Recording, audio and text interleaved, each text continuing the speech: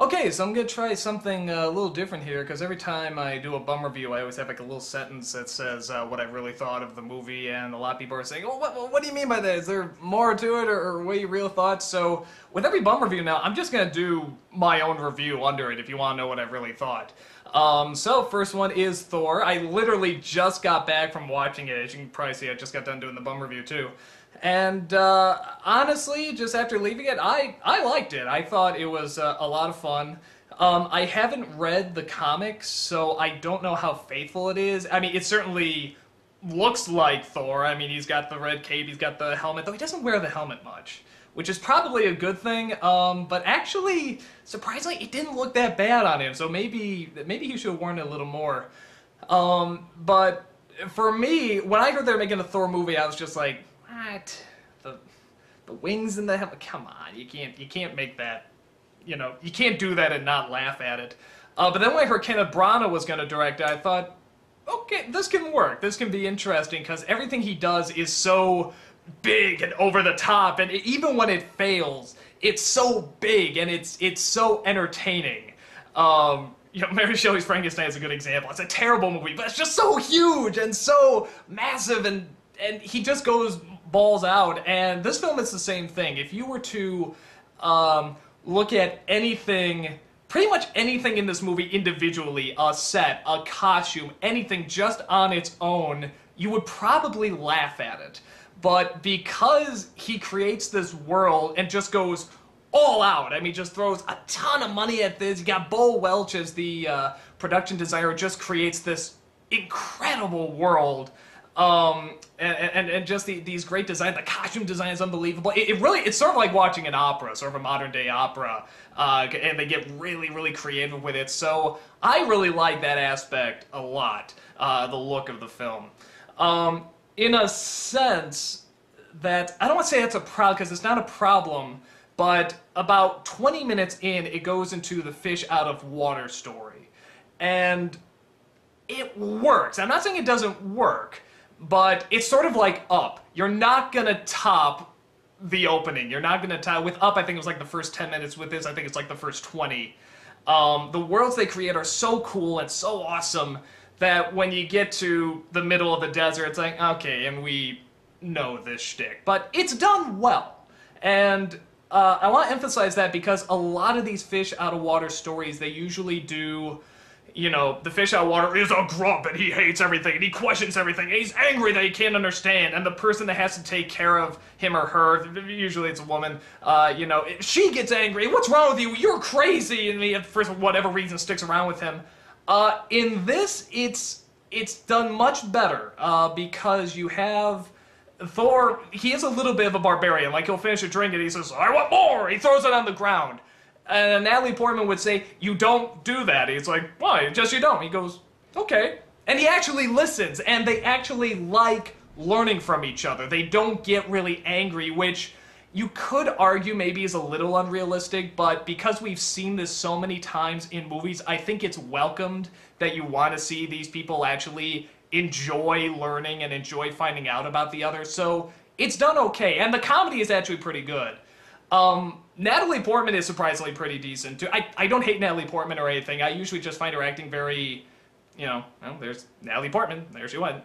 Just nothing much to it. But I think ever since Black Swan, it's like now she took this performance that is just sort of your standard, where just the normal person showing around performance. Actually did make it sort of, she's very optimistic and she's very energetic and, wants to find out more and stuff. And she's very likable. And Thor is very likable. And it works because he's cocky and he wants to rush into things, but he's not a total idiot either. You understand where he's coming from, and you do sort of believe the change he goes through. And the actor is great. The actor who plays him is very believable. All the actors are actually very believable. Nobody was like, okay, I'm not buying that. You buy it. So that's very good. Everything in this movie is very large and very big. Because of that, it sort of suffers from like the Lord of the Rings Matrix principles, where there's about a bajillion plot points that don't make sense. There's a scene where they freeze this guy I think in the last third of the movie, and of course, anyone would just kill him after that. You even see the ice monster. There's ice monsters in this. It's better than it sounds. And you see the ice monsters freeze these people and smash them. It's like, why didn't they just do it with this guy? Because obviously he's gonna escape. There's this rainbow bridge, you know, that's sort of, it's magic and technological. Again, I think that's the comics. It's like a mix of both.